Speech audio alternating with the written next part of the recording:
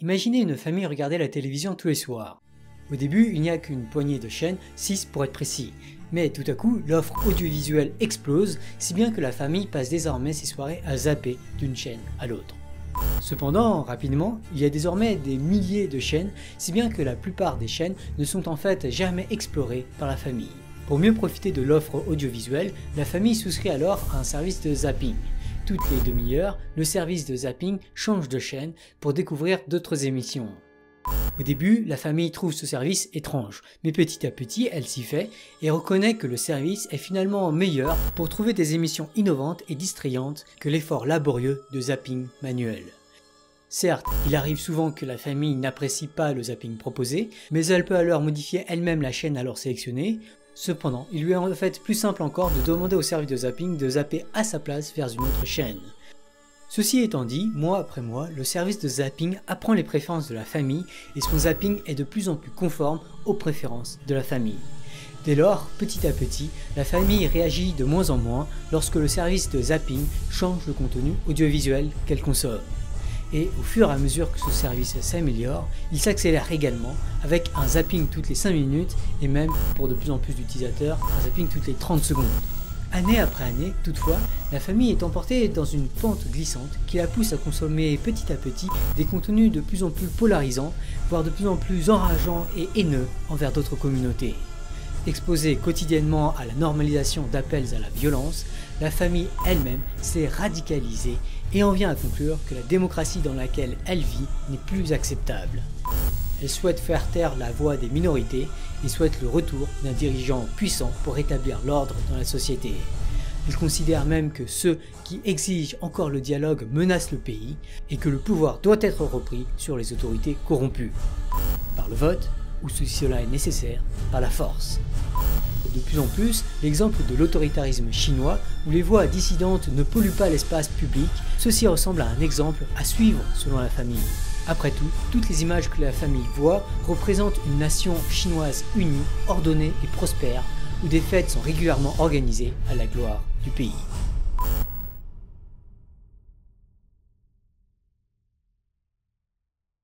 Comme vous l'aurez peut-être deviné, la dystopie informationnelle qui a introduit cette vidéo est en fait une analogie avec les services du réseau social TikTok. Mais donc, faisons le point rapidement sur TikTok. À moins que vous ne débarquiez d'un univers parallèle, vous savez certainement que TikTok est un réseau social qui gagne énormément en popularité au cours de ces dernières années. Sur TikTok, il y a surtout des vidéos verticales de courte durée, souvent entre 15 secondes et 1 minute, même s'il est possible de mettre en ligne des vidéos plus longues. TikTok a été lancé en 2016 dans sa version chinoise où il s'appelle Douyin, mais il a ensuite été commercialisé à travers le monde. D'ailleurs, le lien entre TikTok et Douyin est assez étrange. Alors que les deux plateformes ont la même interface, les contenus de l'un ne peuvent pas être accédés par l'autre et vice-versa. Par ailleurs, Douyin est une application bien plus complète puisqu'il permet notamment par exemple de réserver des hôtels. Enfin, soulignons une fonctionnalité potentiellement dérangeante de Douyin, à savoir la recherche de vidéos par visage dans un pays où l'abus de la reconnaissance faciale par les autorités est déjà très préoccupante. Ainsi, Douyin est capable de retrouver les vidéos où un individu apparaît simplement à partir d'une photo de cet individu. Ou dit autrement, Douyin est en train de concevoir une base de données d'images qui permet d'identifier tous ceux qui sont apparus dans un contenu Douyin. Voilà qui va permettre de facilement retrouver des contenus compromettants sur beaucoup, et ça, c'est un peu flippant. Juridiquement parlant, TikTok et Douyin appartiennent à une entreprise appelée ByteDance, et fait étonnant, ByteDance est incorporé dans les îles Caïmans, visiblement même les dirigeants chinois aiment l'évasion fiscale. Pardon, je voulais dire l'optimisation fiscale. Bon, par contre, le siège social, lui, est bien à Beijing, la capitale chinoise. ByteDance développe d'autres plateformes, notamment Toutiao, une plateforme de recommandation personnalisée de sites d'actualité. D'ailleurs, je ne sais pas trop qui a écrit la page Wikipédia sur Toutiao, mais la page insiste beaucoup sur le machine learning très sophistiqué, développé et déployé pour cette recommandation. Aujourd'hui, TikTok, c'est le réseau social qui explose en popularité, surtout parmi les jeunes.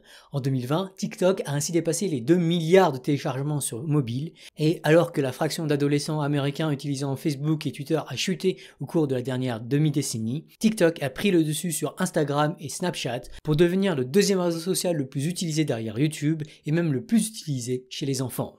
Ceci dit, TikTok n'est pas qu'une application de jeunes. Des gens de tout âge utilisent la plateforme. De façon cruciale, loin de l'imaginaire collectif selon lequel TikTok n'aurait que des vidéos de danse, TikTok joue un rôle de plus en plus central dans la diffusion de l'information. Selon une étude du Pew Research Institute, alors que la fraction d'utilisateurs de Twitter qui suivent régulièrement l'actualité sur Twitter baisse, et idem pour Facebook, Reddit et YouTube, les utilisateurs de TikTok vont de plus en plus s'informer sur le monde directement via l'application de TikTok. Autrement dit, la télécommande de TikTok, auparavant utilisée surtout pour zapper vers des chaînes de divertissement, semble de plus en plus utilisée pour zapper vers des chaînes d'information. Et ça devrait vous paraître terrifiant, d'autant que cette zappette de TikTok, cet algorithme de recommandation qui choisit quelle vidéo diffuser à quel utilisateur à quel moment, cette télécommande est vraiment beaucoup plus puissante encore sur TikTok qu'elle ne l'est sur des plateformes comme YouTube, Facebook ou Twitter. En effet, sur TikTok, par défaut, il n'y a pas de notion de vidéo sur laquelle cliquer. L'algorithme de recommandation, notamment sur téléphone, zappe et joue la vidéo suivante sans que l'utilisateur n'entreprenne quelque action que ce soit.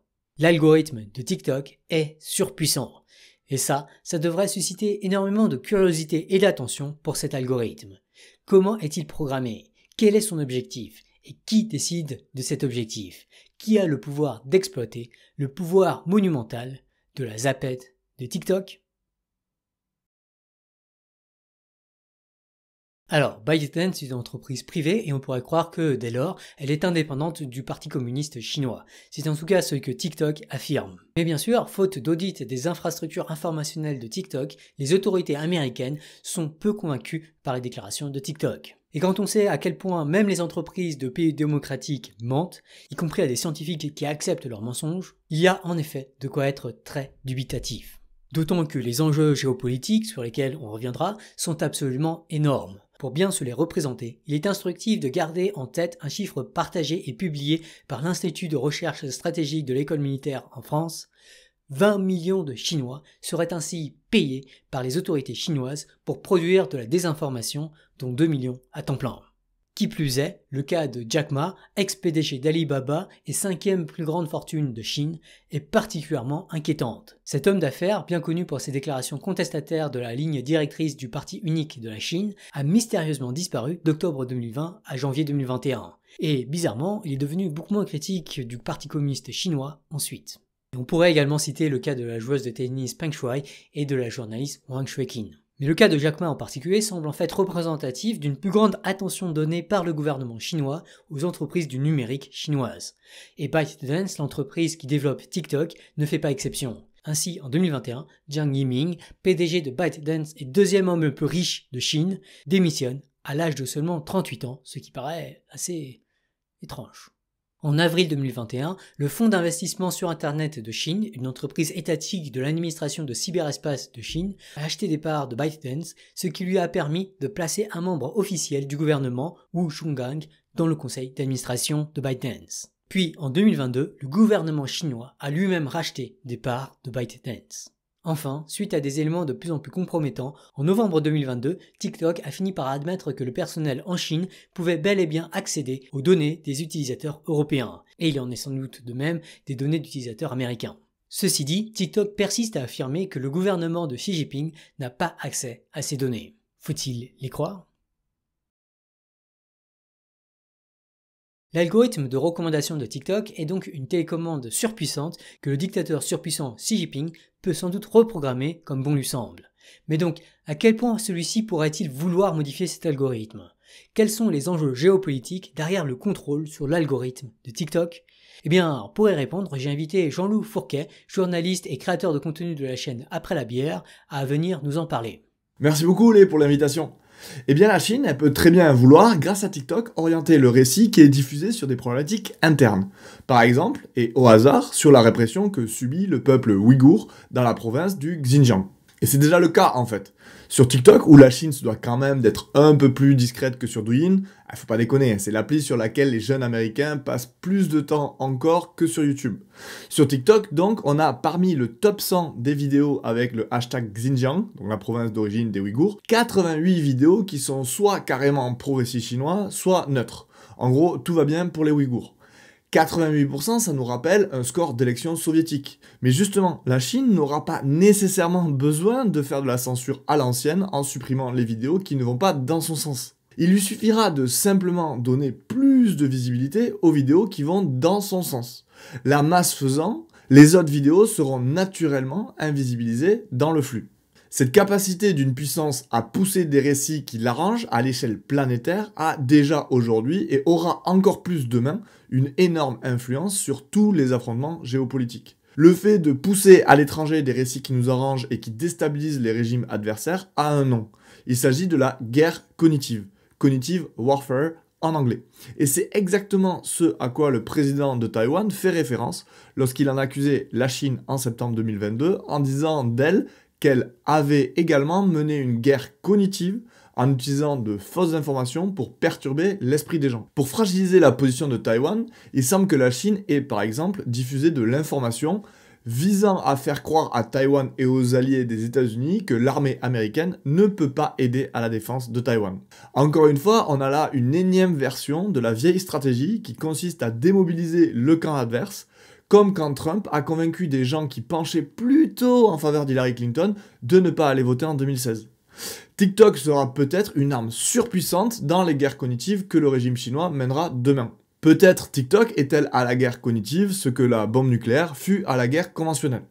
En tous les cas, on a affaire avec TikTok à l'émergence d'une arme encore plus élaborée et puissante que les outils utilisés pour l'ingérence russe au travers de Facebook dans les élections américaines de 2016. C'est quand même plus pratique de répandre discrètement de la désinformation quand on est propriétaire du réseau sur lequel on la diffuse que lorsqu'il s'agit de celui de l'adversaire.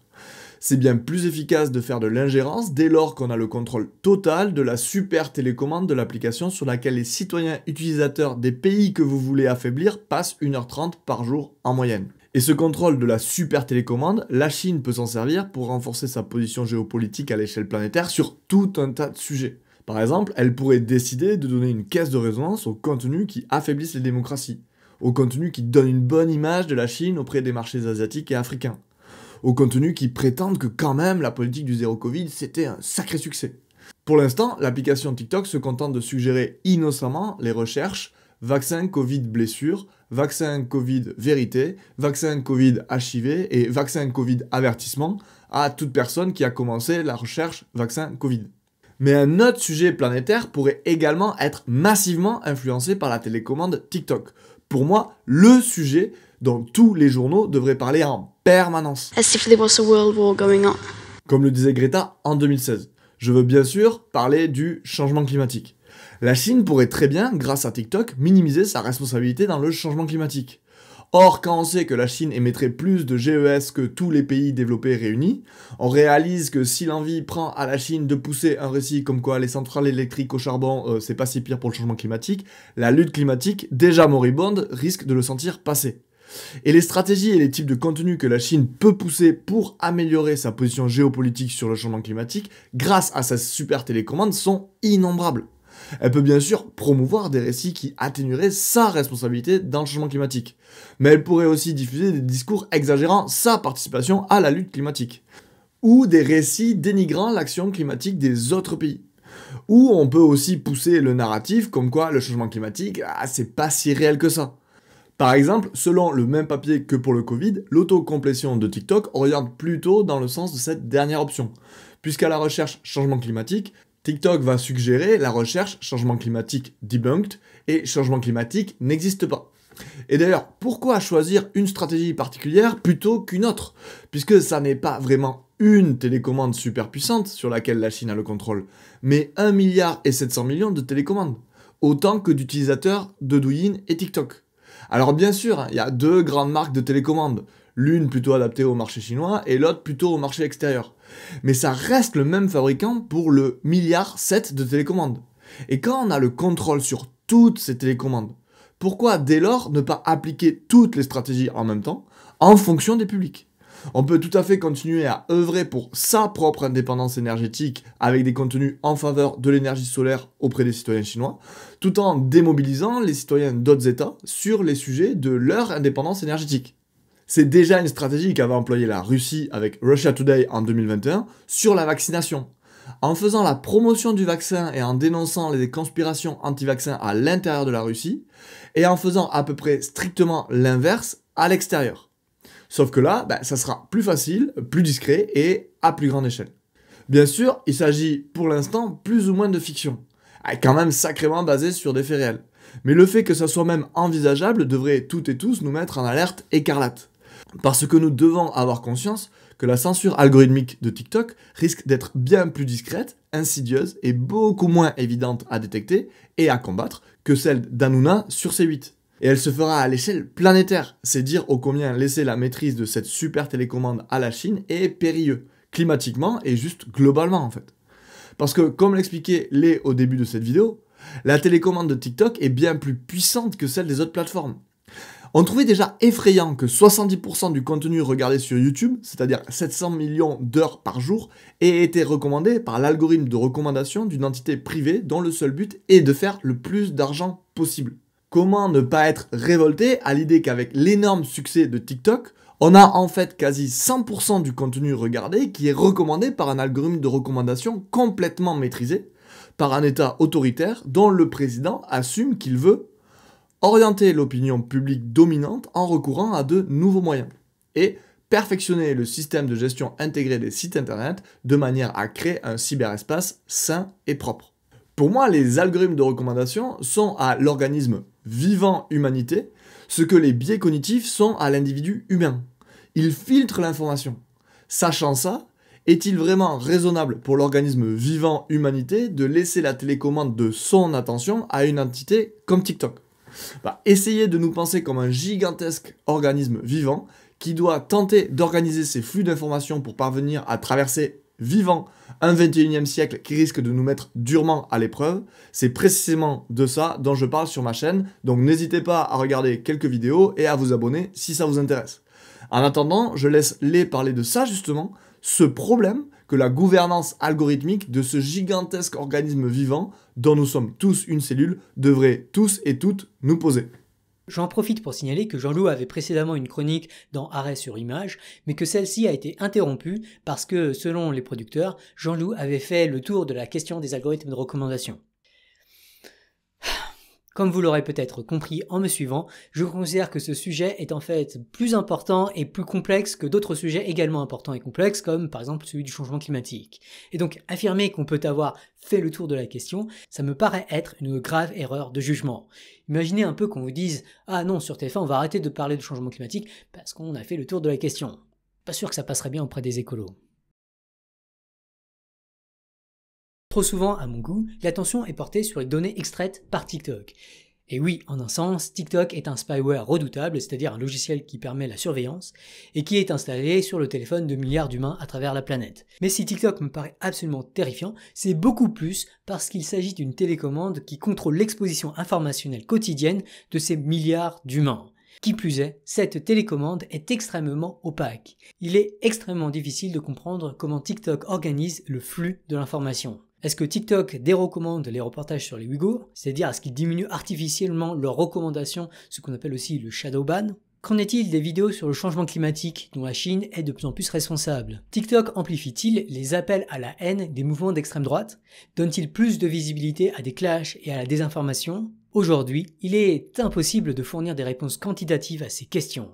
Et cette opacité renforce le pouvoir de nuisance des autorités chinoises qui peuvent ainsi nuire aux démocraties sans que leurs interventions ne soient identifiables. Pire, les controverses sur la modération jouent un rôle de distraction stratégique, une stratégie du gouvernement chinois bien documentée. Autrement dit, le sujet de la modération attire toute l'attention des médias, des politiciens et des régulateurs, si bien que les nouvelles régulations comme le Digital Services Act, qu'on appelle aussi le DSA, cet acte de l'Union européenne comporte de nombreuses restrictions et exigences vis-à-vis de la modération, mais ignore complètement le sujet de la recommandation, comme j'avais pu le constater quand j'ai été invité dans un comité d'experts à l'ARCOM, l'autorité pour la régulation de la communication audiovisuelle et numérique, qui est censée appliquer le DSA en France. Malheureusement, par voie de conséquence, l'audit des algorithmes de recommandation est aujourd'hui gravement sous-financé et sous-valorisé, si bien qu'il est quasiment inexistant, alors qu'on parle là d'un enjeu de sécurité nationale. Or, les moyens nécessaires pour des audits adéquats sont énormes, d'autant que les télécommandes de TikTok sont ultra personnalisées. Les recommandations faites à un compte TikTok ne sont en fait que très peu représentatives des recommandations faites à d'autres comptes TikTok, notamment typiquement si ces autres comptes TikTok sont jugés plus enclins à la radicalisation ou plus facilement victimes de distractions stratégiques. Je pense notamment aux chercheurs en IA plus prompts à s'émerveiller devant les gadgets qui génèrent des images photoréalistes qu'à s'intéresser aux dangers des algorithmes de recommandation. En fait, le problème de l'audit est beaucoup plus complexe encore, notamment car les recommandations faites par TikTok aujourd'hui ne sont pas nécessairement représentatives des recommandations que fera TikTok dans les années à venir. Après tout, TikTok est encore dans une phase d'énorme croissance. Dans ce contexte, les autorités chinoises ont en fait tout intérêt à persévérer dans la quête de parts de marché, de sorte que sa télécommande fonctionne sur davantage de téléphones à travers le monde. Mais pour y arriver, TikTok a ainsi tout intérêt à éviter les controverses, comme des recommandations TikTok douteuses qui soulèveraient des préoccupations, et a tout intérêt à davantage appuyer sur ce qui est addictif et populaire. Dès lors, il n'est pas étonnant que, pour l'instant, la télécommande de TikTok soit encore principalement utilisée pour diffuser des contenus distrayants. En fait, la principale préoccupation à avoir vis-à-vis de TikTok ne devrait pas être les recommandations que TikTok fait aujourd'hui. La principale préoccupation, ça devrait davantage être celle de la gouvernance de cette télécommande de TikTok. Qui, aujourd'hui et demain, aura le pouvoir de reprogrammer cette télécommande? À qui sommes-nous en train de céder le pouvoir de la gestion du flux de l'information à travers le monde? Plus que comme une attaque frontale sur la démocratie, TikTok ressemble aujourd'hui davantage à un cheval de Troie, une offrande distrayante qui pourrait un jour déclencher l'effondrement des démocraties.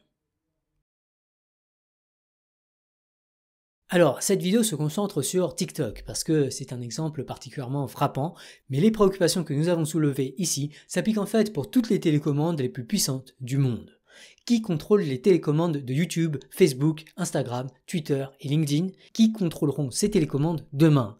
Et qui contrôleront ceux qui contrôlent ces télécommandes?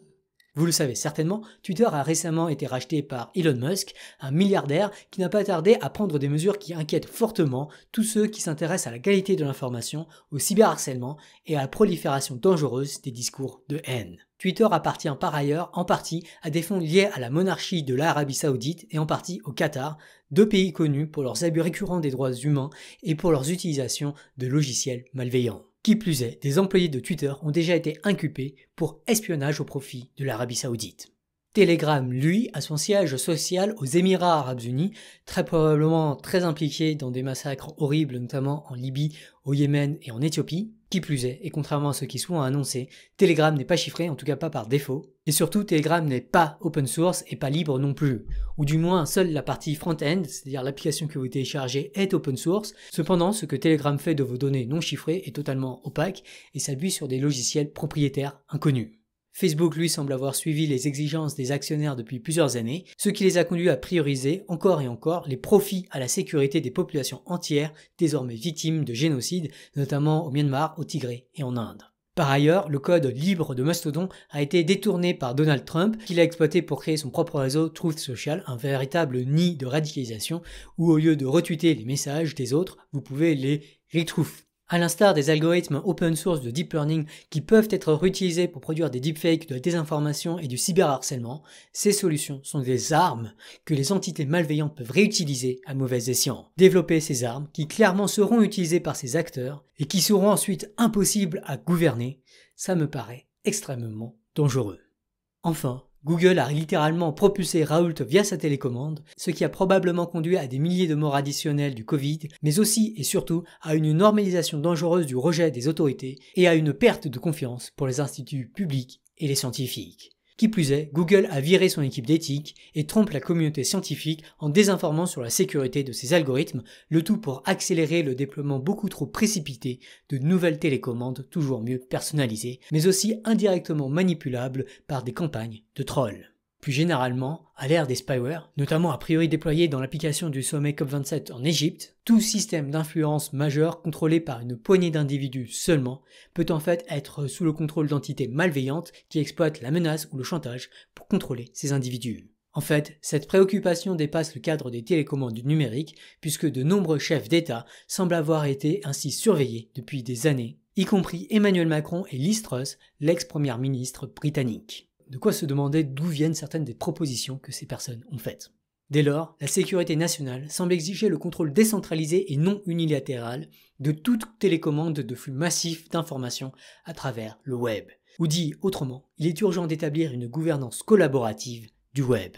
Et j'en profite pour signaler le fait que ce n'est pas ce que propose Mastodon, cette alternative open source et libre à Twitter, qui propose plutôt à chacun de créer sa propre gouvernance, mais qui ne pourra s'appliquer qu'à l'ensemble des utilisateurs ayant accepté de se joindre à la structure ainsi gouvernée. En fait, la conception même de Mastodon encourage les bulles de filtres comme Truth Social et Gab Social et favorise ainsi l'émergence de nids de radicalisation responsables de leur propre modération et qui seront donc impossibles à gouverner pour des individus externes à ces communautés si ce n'est par la loi. Mais bon, en parlant de la loi, ça sera déjà bien de l'appliquer aux publicités ciblées par exemple.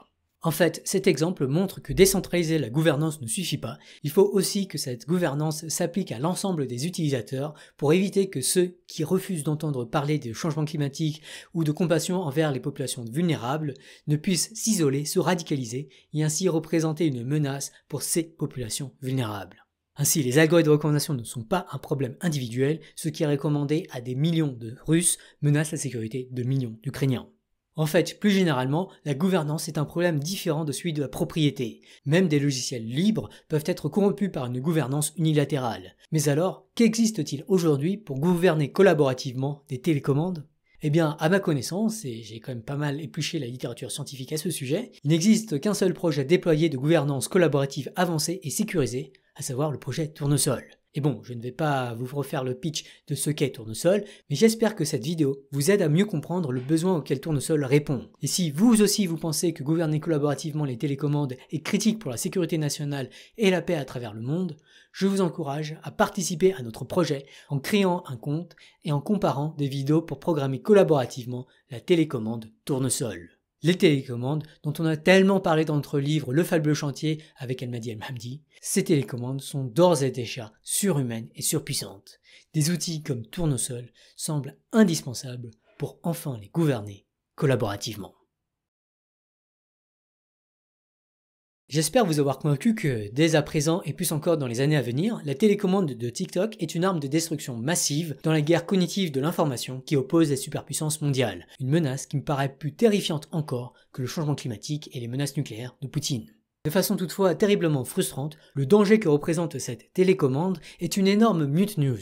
Rares sont ceux qui parlent de TikTok comme d'un danger, et plus rares encore ceux qui s'arrêtent davantage sur l'algorithme de recommandation que sur l'extraction des données personnelles. Et encore, dans cette vidéo, nous n'avons parlé que des risques d'utilisation malveillante de la télécommande de TikTok. En pratique, cette malveillance n'est même pas nécessaire pour nuire à la société. TikTok a déjà des conséquences dramatiques sur la capacité d'attention des utilisateurs, ainsi que sur leur santé mentale et sur leur productivité. À tel point que l'accès à Douyin, la version chinoise de TikTok, est restreint en Chine. Ainsi, les enfants de moins de 14 ans n'ont droit qu'à 40 minutes par jour sur Douyin.